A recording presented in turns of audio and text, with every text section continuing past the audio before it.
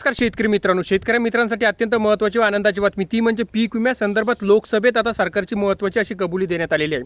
तर शेतकऱ्यांना 223 कोटी रुपये थकले असल्याची माहिती सुद्धा लोकसभेमध्ये देण्यात आलेली आहे। आता ही रक्कम शेतकऱ्यांच्या खात्यामध्ये केव्हा येणार ती पण आपल्या महाराष्ट्राची, ही संपूर्ण माहिती आता आपण या व्हिडिओच्या माध्यमातून जाणून घेणार आहोत। शेतकरी मित्रांनो, तुम्हाला थोडीशी विनंती आहे की तुम्ही आपल्या चॅनलवर पहिल्यांदा आला असाल किंवा फर्स्ट टाइम व्हिजिट केली असेल तर चॅनलला लाईक, शेअर आणि सबस्क्राईब करायला विसरू नका, जेणेकरून शेती असो किंवा कोणतीही माहिती तुम्हाला या चॅनलच्या माध्यमातून आम्ही देत असतो।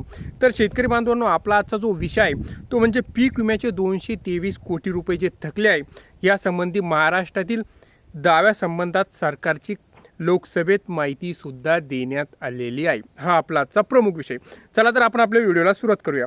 तर पंतप्रधान पीक विमा योजनेअंतर्गत आणि हवामान आधारित पीक विमा योजना अंतर्गत 2021-22 ते 25-26 या काळात जर आपण बघितलं तर आपल्या महाराष्ट्रातील 223.24 कोटी रुपयाचे पीक विमे दावे केंद्र सरकारकडून अद्याप सुद्धा प्रलंबित असल्याची माहिती स्पष्ट झालेली आहे।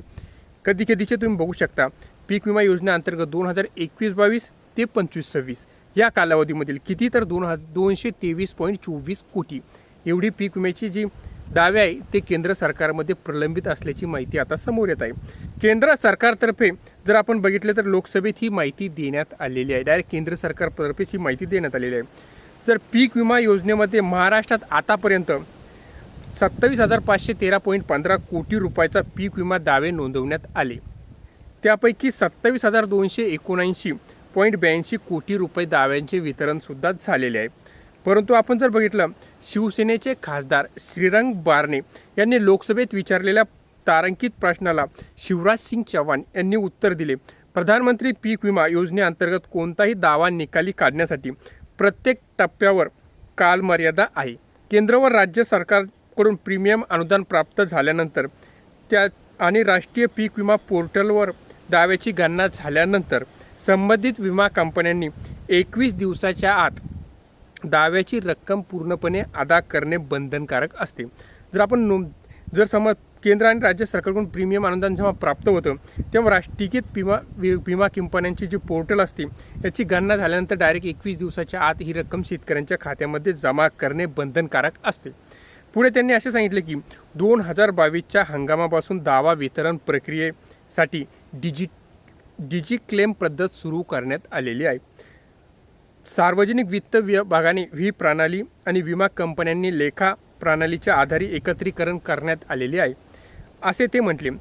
पीक हानीचे अधिक अचूक जर आपण बघितलं मूल्यांकन करण्यासाठी 2023च्या खरीप हंगामापासून टेक लागू करण्यात आलेली आहे, असेही त्यांनी पुढे सांगितलेले आहे। देशांतर्गत युरियाचे जे उत्पन्न आहे ते पण आता वाढलेले आहे, म्हणजे शेती आणि शेतकऱ्यांसाठी महत्त्वाचे जे मानले जाणारे युरिया उत्पादनाबाबत देश वेगाने स्वयंपूर्णतेकडे वाटचाल करत आहे, असे केंद्रीय रसायन व खते राज्यमंत्री अनुप्रिया पटेल यांनी ही माहिती दिलेली आहे। भाजपचे सदस्य अशोक चव्हाण यांनीच राज्यसभेत विचारलेल्या लेखी प्रश्नाच्या उत्तरात त्यांनी ही माहिती दिलेली आहे। 2014-15 मध्ये देशात जर आपण बघितलं तर 225.85 लाख मेट्रिक टन युरिया हा उपलब्ध होता। 23-24 मध्ये तो वाढून जर आपण बघितलं तर 314.09 लाख मेट्रिक टनवर पोहोचलेला आहे।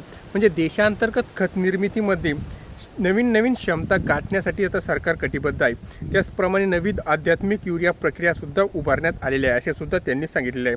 तर बघू शकता तुम्ही, आता शेतकऱ्यांच्या खात्यामध्ये हे 223 कोटी रुपये हे 7 दिवसाच्या आत शेतकऱ्यांच्या खात्यामध्ये जमा होणार असल्याची माहिती सुद्धा देण्यात आली। तर ही होती संपूर्ण माहिती कशी वाटली? माहिती जर आवडल्या चॅनल लाईक, शेअर आणि सबस्क्राईब करायला विसरू नका। धन्यवाद।